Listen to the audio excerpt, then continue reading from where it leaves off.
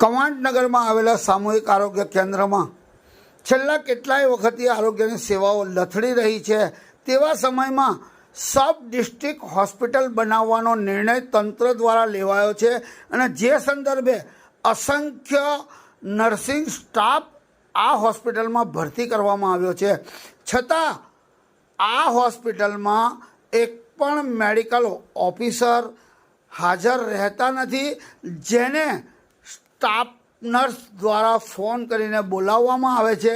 તો કવાંટ તાલુકામાં આવેલા CHCને સબ ડિસ્ટ્રિક્ટ હોસ્પિટલ બનાવવામાં જે તંત્રએ નિર્ણય લીધો છે, જેમાં કેટલા મેડિકલ ઓફિસર મૂકવામાં આવ્યા છે એ પ્રજાને સમજાતું નથી.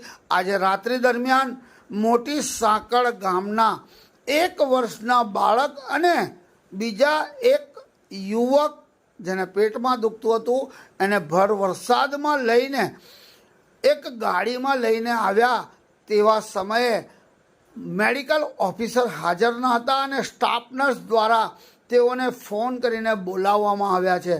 આમ સબ ડિસ્ટ્રિક્ટ હોસ્પિટલ આ સરકારમાં ડિક્લેર કરવામાં આવી છે, પરંતુ તંત્ર દ્વારા કોઈ પણ સ્ટાફની નિમણૂક કરવામાં આવી નથી.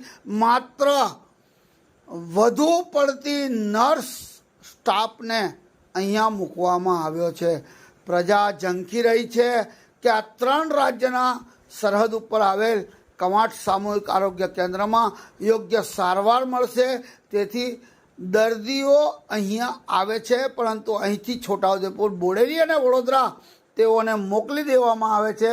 એ નગ્ન સત્ય છે. આનો રેકોર્ડ જિલ્લા વહીવટી તંત્રના કલેક્ટર દ્વારા લેવામાં આવે તેવી લોકમાંગ ઉઠવા પામી છે. ડિલિવરીના કેસ કેટલા અહીંયા? ટોટલ 5. એમાં ડૉક્ટર કોણ હાજર? ડૉક્ટર મિલન, એમાં મિલનની ડિગ્રી કેટલી? MBBS. ઓકે. એમાં ગાયનેકના લેવલ નથી. ઓકે. હવે દિવસ દરમિયાન કે રાત્રિ દરમિયાન કોઈ સ્ટાફ પાસે માહિતી માંગીએ તો આપવી જોઈએ કે ન આપવી જોઈએ? આપી છે ને માહિતી. આપીએ છે નહીં, આપવી જોઈએ કે ન આપવી જોઈએ? એની માહિતી જોઈએ. કોઈ પણ માહિતી રાત્રિ દરમિયાન તમે કામ કરો એમાં ડિસ્ટર્બ ન થાય તો તમે આપી શકો કે નહીં? હા, આપી છે ને માહિતી. ઓકે. તમારું નામ? જયરાજ પંચોલ. ઓકે. ના CHCમાં એમઓ કેટલા? તમને સ્ટાફને તો ખબર હોય ને. હાલમાં કેટલા એમઓ? તમારું નામ હસુપતિબેન છે?